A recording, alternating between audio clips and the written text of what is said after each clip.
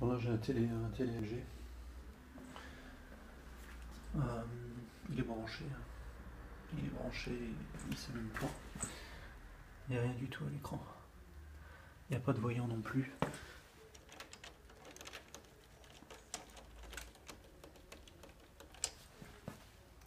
Voilà, il donne rien.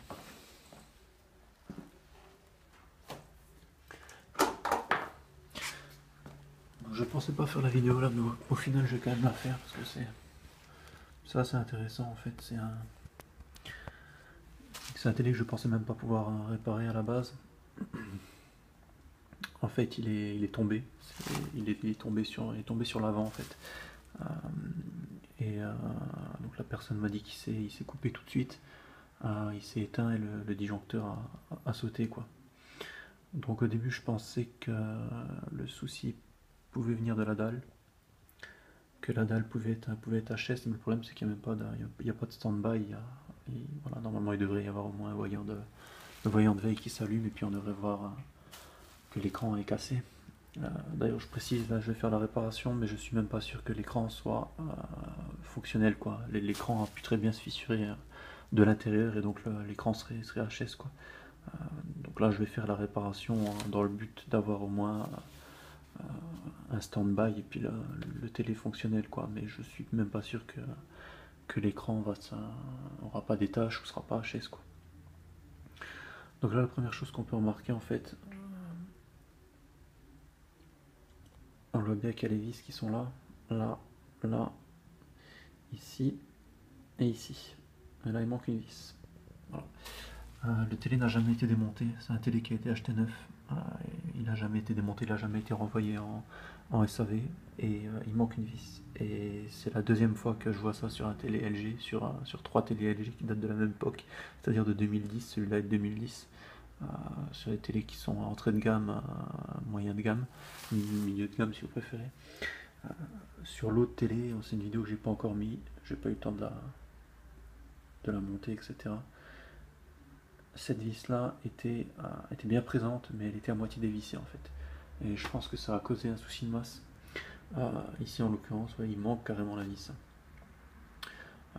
Donc ce qui s'est passé, je vais démonter la carte, je vais couper, je vais démonter la carte. Voilà, alors ce qui s'est passé là on le voit ici directement, ça a bien brûlé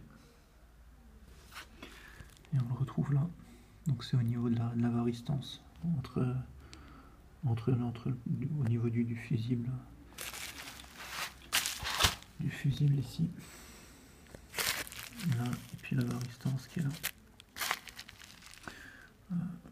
Donc ce qui s'est passé je pense c'est qu'au moment où le télé a basculé, au moment où le télé est tombé, alors je sais pas si c'est occasionné au fait qu'il manquait une vis, mais les pattes de la résistance ont dû venir toucher au niveau de la carcasse. On voit bien qu'il y a un trou hein. Et c'est vraiment le diamètre des pattes des composants. Et donc ça a dû venir faire un court-circuit au niveau de la varistance. Donc la varistance ça sert pour faire simple à encaisser les pics de tension qui seraient liés surtout aux orages notamment, surtout aux orages, et donc elle vient absorber en fait les pics de tension. Et donc sa résistance va être relativement élevée et dès qu'on sort des tolérances de la varistance, elle se met à avoir une valeur résistive qui va baisser extrêmement. Et donc du coup ça va agir comme un fil et donc ça va venir du coup pomper beaucoup plus de courant au niveau du secteur, ce qui va faire disjoncter en général les plombs et ce qui va faire sauter le fusible par la même occasion. Bon là en l'occurrence la varistance n'a pas été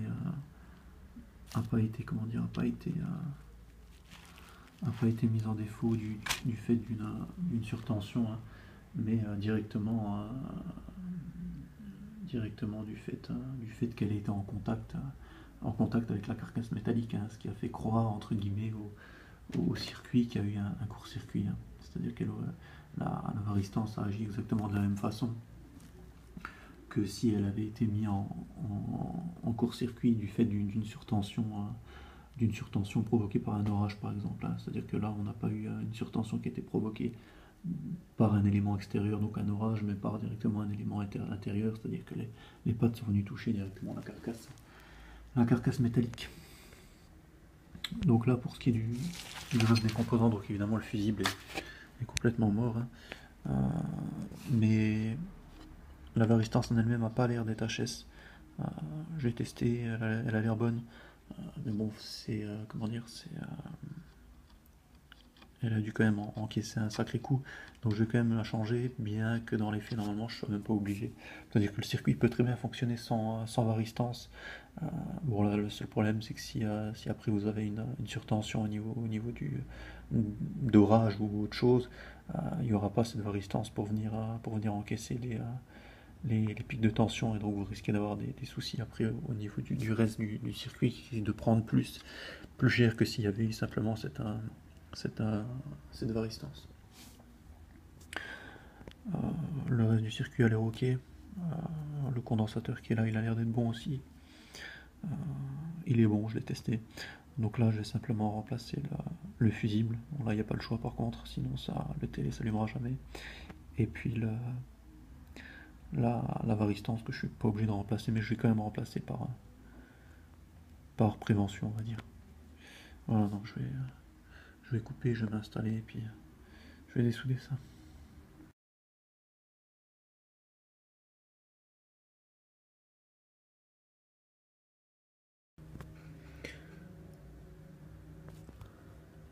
Alors on peut voir que la patte au niveau du condensateur, là, qui est celle du milieu, ici, là, elle a quand même bien brûlé, hein. C'est-à-dire qu'elle a même fondu, quoi. Donc je vais devoir quand même refaire la soudure à ce niveau-là. Donc ça, c'est les pattes de la varistance qui sont là. Donc pour remplacer, je vais prendre là un fusible où j'ai été greffé deux pattes, deux fils, quoi. Et la varistance qui est là, qui vient d'une télé LG similaire, quoi.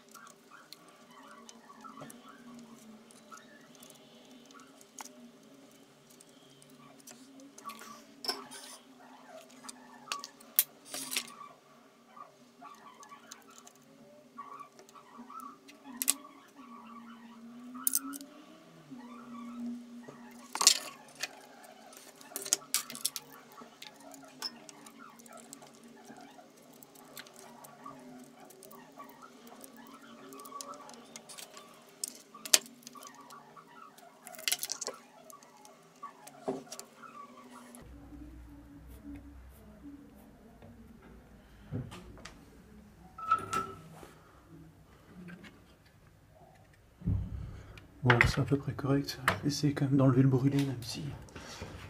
Bon, ça peut paraître impressionnant comme ça, mais bon, il n'y a pas de...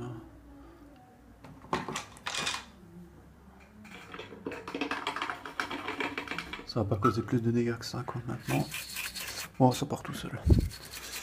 Je pensais pas, mais ça part tout seul.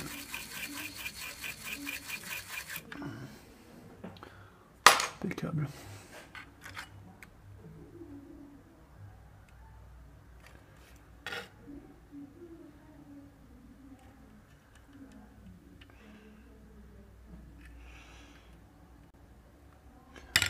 Oh, j'allais oublier le fusible.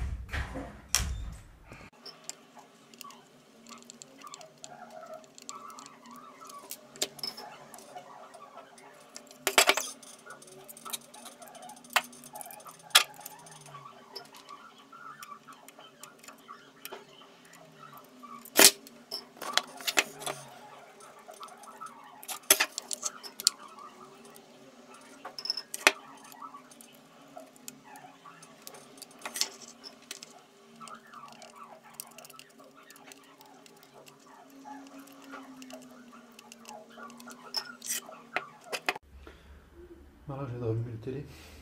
Bon, comme on voit, il y a du rétroéclairage. Et au niveau de l'écran, c'est noir, ce qui est normal.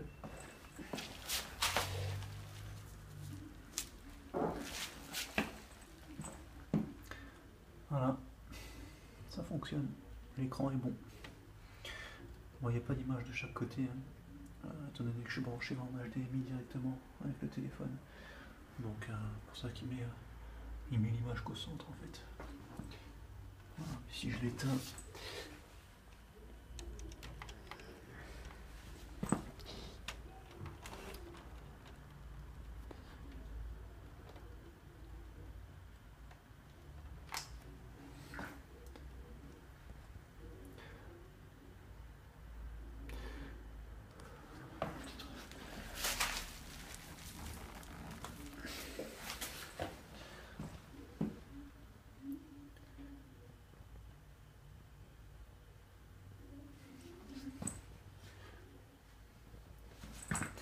voilà, on voit l'eau qui se promène un peu partout.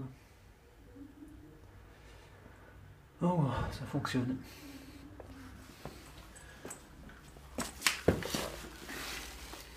Moi j'ai quand même vérifié la varistance, hein, que j'ai quand même changé, mais elle était ok, la varistance était ok. J'ai quand même vérifié ensuite le condensateur qu'il a, il est bon aussi. Si vous avez un télé de marque LG qui date de 2010, je mettrai de toute façon la référence encore une fois, mais c'est les modèles, c'est en général du 450, 550, 320, 350. Ça coûte rien de dévisser le capot arrière et de vérifier au niveau des vis, qu'elles sont bien toutes là.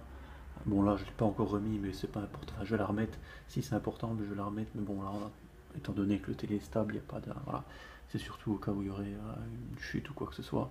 Ça vous évitera bien des problèmes si vous avez vos vis qui sont bien serrées et bien toutes présentes, quoi. Voilà, bon, c'est tout ce que j'avais. Bon, je précise quand même au niveau du fusible et de la varistance. L'un n'est pas un substitut à l'autre, hein, on est obligé de mettre les deux.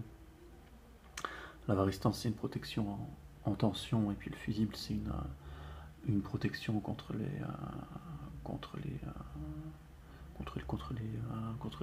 surintensités, quoi, tout simplement.